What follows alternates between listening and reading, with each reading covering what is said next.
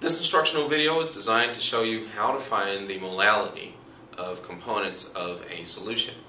In this case, the description of the solution has the mass of potassium iodide and potassium chloride dissolved in a quantity of water.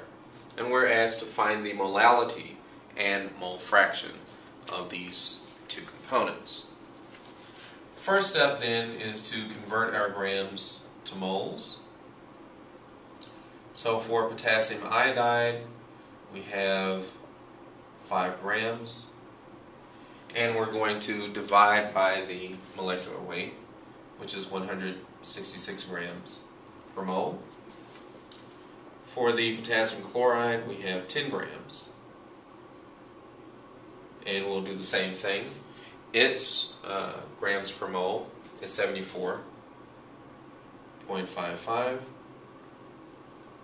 And we also have the mass of water, and converting it to moles will be necessary to find our mole fractions.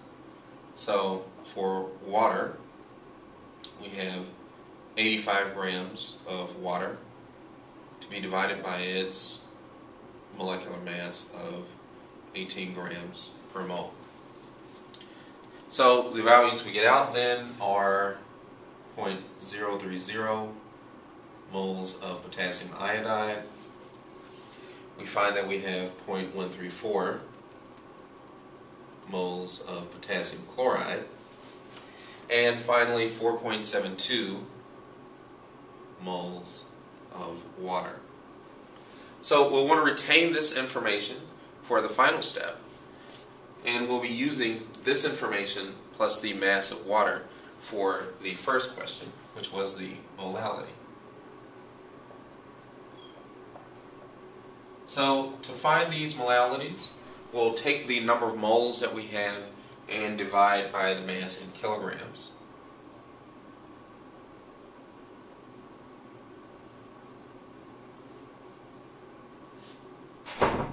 So that is 0.085 kilograms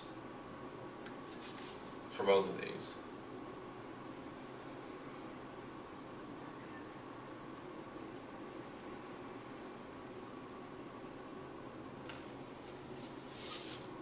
So 0.030 divided by 0.085 gives me a molality of 0.35 molal in potassium iodide and 1.58 molal in potassium chloride.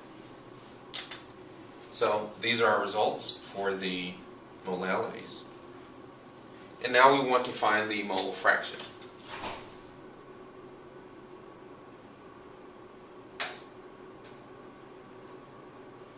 In this case, I'll need the total moles, so I'm going to have to add up all 3 of these. And what we find then is that we're going to divide 0.030 moles by 0.030 plus 0.134 plus 4.72 moles.